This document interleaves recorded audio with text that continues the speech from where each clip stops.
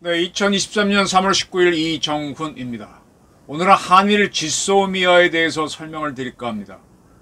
지난 3월 16일 윤 대통령이 일본을 방문했습니다. 그리고 정상회담하고 공동기자회견을 가졌는데 이때 한일 군사정보보호협정, 한일 지소미아를 완전 정상화한다고 발표했습니다. 이번 한일 정상회담에서 이룬 성과 중에 아주 중요한 게 한일 지소미아의 정상화입니다. 이거는 어떻게 설명하기 좀 힘든데 한미 상호방위조약까지는 아니죠. 거기까지는 분명히 아닙니다만 상당히 대한민국 안보에 중요한 의미가 있을 걸로 저는 봅니다. 군사정보보호협정 지소미아에 대한 설명을 드릴게요. 지소미아라고 하는 거는 GSOMIA입니다. 이건 각 단어의 머리 글자를 딴 건데 General Security of Military Information Agreement, 이거의 머리 글자를 딴 게 지소미아고 우리말로는 군사정보보호협정이라고 번역하고 있습니다. 우리나라에는 군사기밀이 있죠. 대한민국의 국가기밀이 여러 가지가 있을 겁니다. 예를 들면은 국토교통부에서 어디로 새로운 도로망을 내겠다, 그거 알게 되면 땅 투기 일어나죠. 그래서 그런 것도 기밀일 거고 하는데, 근데 가장 중요한 건 역시 국방에 대한 기밀입니다. 해수부 공무원 피살 사건 때 국방부가 뭐 첩보를 누락했니 어쩌고 하는데 국정원도 그거를 그런데 공유했다고, 참여했다고 되지 않습니까? 즉 국가정보원이 받는 정보도 상당수는 국방부가 생산하는 군사기밀입니다. 그 군사기밀을 국정원도 사용하고 또 국내 치안에 필요하면 경찰청도 사용하고 해경도 사용하고 그렇게 되는 겁니다. 상당히 우리 군사기밀이 여러 군데로 쓰이고 있습니다. 이 한일 지소미아는 사실 이명박 정부 때 맺으려고 했었죠. 2012년 6월 달에 주일 대한민국 대사 신각수하고 일본 외무부 대신 겐바 고이치로가 서명을 할 예정이었어요. 6월 29일 날. 그런데 국회에서 반대 의견이 나왔죠. 여론 수렴가 안 됐고 국회가 협의하지 않았다. 이 협정이 국회 비준을 받고 국가랑 상의해야 되는지 이건 논란이 많아요. 사실은 조약은 아니니까 그럴 필요는 없는데, 그렇게 해서 이게 국회에서 이렇게 반대 의견을 내고, 그때 여당이 새누리당인데 여당도 여기에 편승을 했죠. 그래서 연기가 됐습니다. 그러다가 4년이 지난 박근혜 정부 때 북한이 핵실험을 했습니다. 근데 박근혜 정부는 시진핑하고 사이를 좋게 지내면 중국이 북한을 통제할 수 있을 것이라고 믿었는데 핵실험을 했을 때 중국이 전혀 안 도와줬거든요. 그래서 중국을 믿을 수 없구나. 사실은 박근혜 정부가 중국과의 관계를 개선하기 위해서 이명박도 못하고 노무현도 못한 게 한중 군사 한라인입니다. 그거를 박근혜 대통령이 노력해서 뚫어냈죠. 상당히 시진핑과 좋은 관계를 만들면서. 그래서 군사 한라인도 만들고 했는데, 정작 북한에서 위협을 하자 이 군사 한라인 또 양국 정상 간에 연결된 한라인 전부 다 불통으로 만들어 버렸습니다. 그때 박근혜 대통령은 믿을 수가 없구나 라고 하면서 우리의 자유를 위해서 사드를 주한미군이 배치할 수 있게 하고 지소미아를 맺고 또 일본과의 관계를 개선하기 위해서 계속 미뤄왔던 위안부 합의를 동시에 타결하게 됐던 겁니다. 그래서 2016년 11월 1일, 그러니까 4년 전인 2012년 6월 달에 하기로 했던 그 협정문에 서로 서명을 함으로 해서 일본에서 이게 바로 체결이 됐죠. 11월 1일 잠시 협상을 해서 11월 23일 체결을 했습니다. 이 지소미아는요, 어떤 의미가 있는가 하면은 일본은 미국을 제외한 어떠한 나라와도 군사동맹을 맺지 못합니다.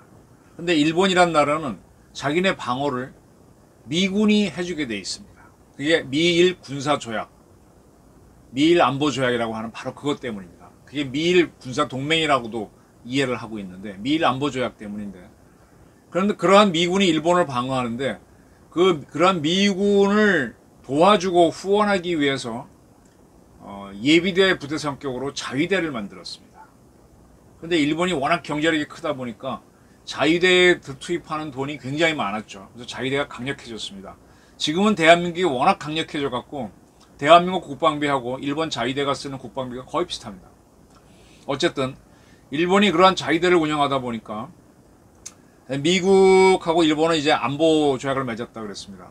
그래서 미국이 지켜야 되는데 자 미국 입장에서는 미국 장비가 와서 일본을 위해 싸울 때 일본은 뭘 제공할 수 있냐 그래서 이 서비스 이 미국 무기가 오게 되면 거기에 정비를 해주고 뭘 교체해주고 부품 넣어주고 기름 넣어주고 하고 이런 거 그걸 할 수 있다고 이제 약속을 맺죠. 그걸 악사라 그럽니다. 그건 물품 상호 지원 협정인가 ACSA 악사라 그러는데 그런 거 등등을 맺습니다. 그러니까 대한민국과 미국은요 54년도에 이승만 대통령이 상호 방위 조약을 맺고 군사 동맹을 맺었습니다. 때문에 작전과 관계된 모든 것들은 서로 다 합니다. 다 합니다. 작전과 관계된 것이 정보잖아요. 정보이기 때문에 한국과 미국은 지소미아를 따로 맺지 않아도 이게 됩니다. 그리고 한국과 미국은 악사를 따로 제가 안 맺은 걸로 알고 있습니다. 그래서 미국 무기하고 우리 무기하고 다 나토 표준으로 만듭니다. 그래서 우리도 미제 무기가 많으니까 우리 부품을 빌려주고 빌려받고 그렇게 할 수가 있는 걸로 알고 있습니다. 이게 동맹입니다. 목숨 걸고 같이 가는 거죠. 바위를 타신 분들은 이 좌위를 걸고 이렇게 후크를 걸고 내려오잖아요. 그때 위에서 오케이 그럼 믿고 그냥 쫙 하강하지 않습니까? 쑥 빠지면 그냥 골로 가는 거죠. 안전줄을 맡기는 거. 그게 동맹입니다. 동맹으로 가는 과정에서 악사가 하부 단계로 있고 지소미아가 있는데 지소미아 다음에 악사 그 다음에 이제 동맹으로 간다고 보시면 되죠. 동맹을 맺으면 다 필요가 없는 거고요. 근데 미국과 일본은 완벽한 동맹을 할 수 없으니까 악사 지소미아 이런 걸 맺었죠. 그런데 이제 이러한 거를 한국과 일본이 맺어라라고 미국이 요청을 하게 됩니다. 이명박 정부 때. 왜냐? 그때부터 이 동남아시아하고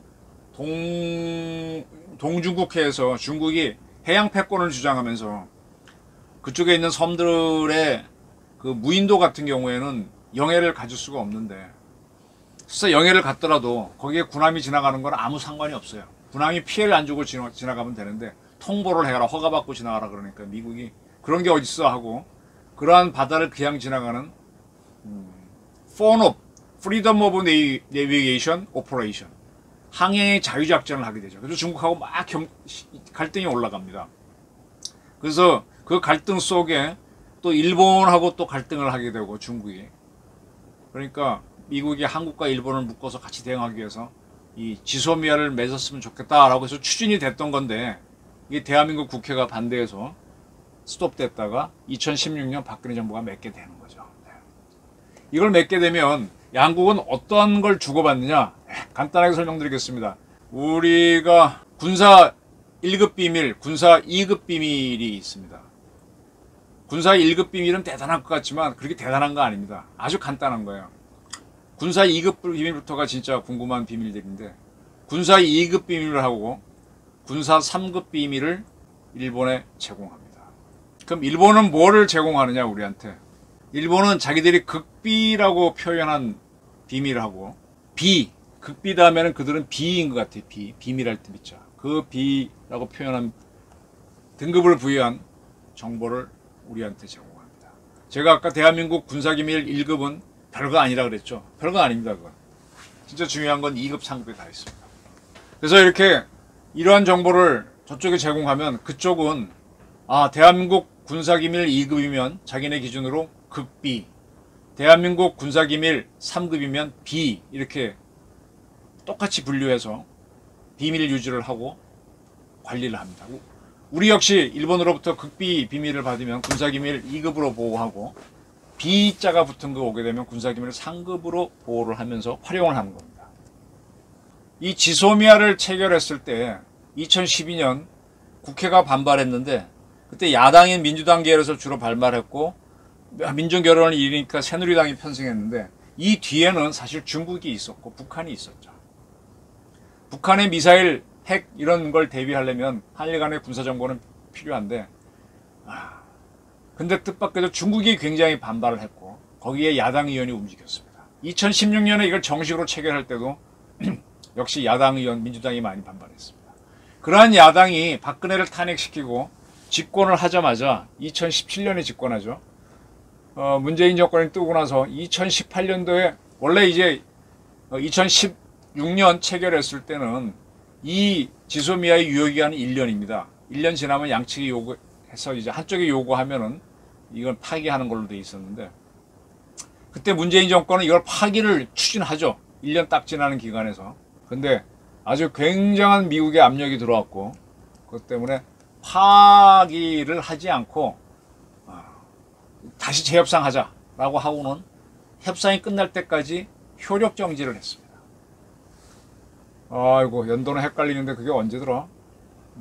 2016년 11월 달에 공식 발효됐는데 이것이 2019년 8월 달에 일단 종료가 됩니다. 그렇게 된 이유는 지금 우리 대법원에서 강제징용당한 사람 보상을 해주라라는 판결을 했죠. 2019년. 그것 때문입니다.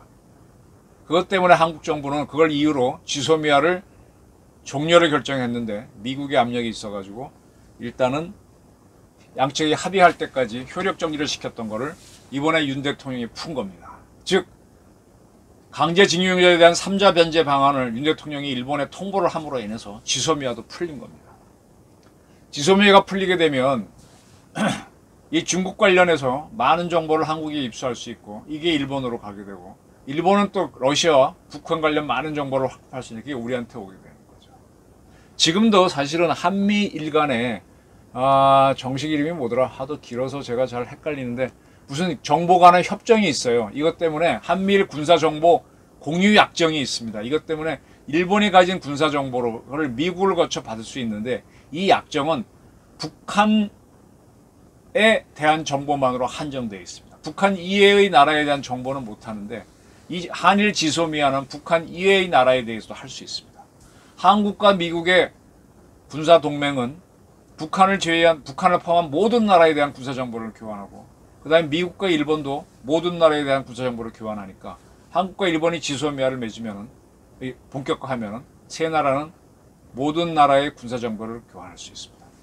한국은 이 지소미아를 여러 나라 31개국과 맺었어요.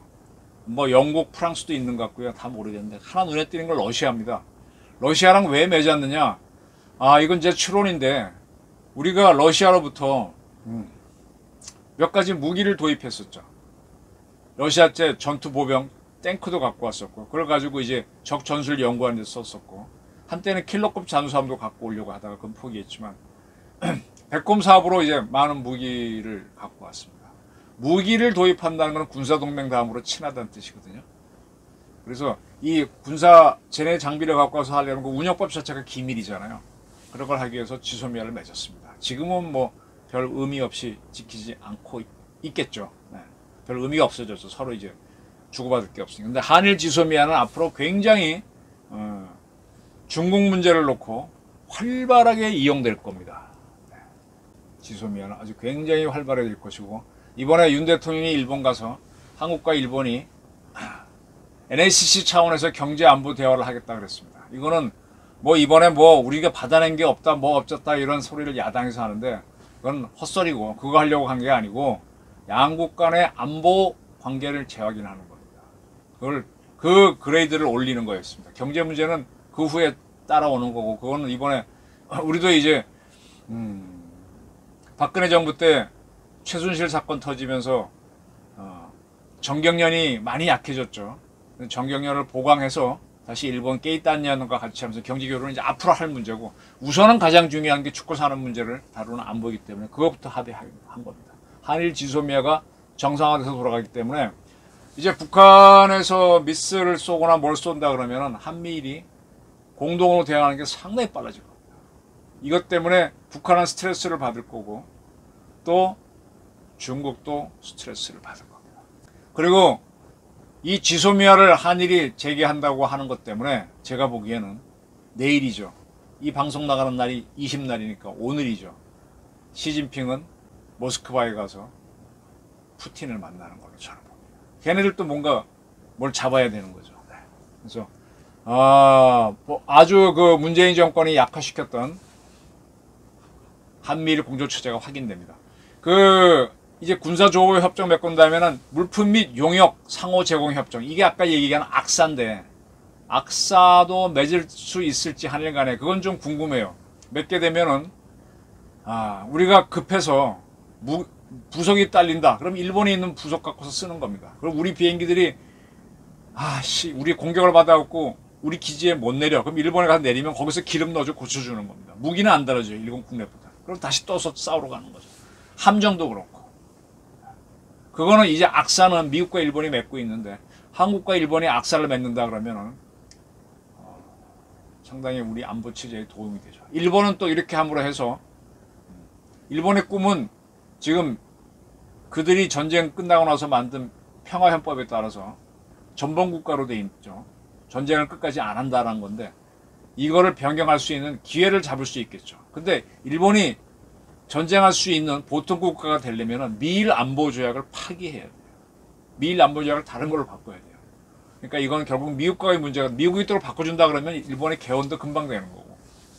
그래서 저는 한일 악사를 맺는 것에 대해서 그렇게 두려워하지 않습니다. 일본인 재무장 한들 우리도 먹힐 리도 없고 또 우리의 백업으로 쓰면 되는 거니까 그런 것까지도 염두에 두고 이제 한일 관계를 봐야 된다.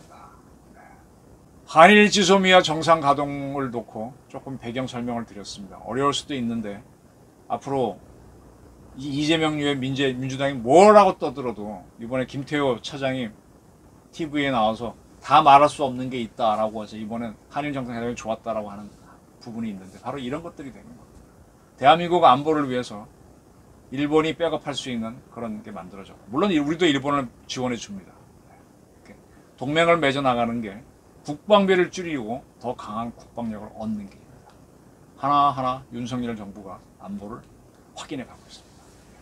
경청해 주셔서 감사합니다.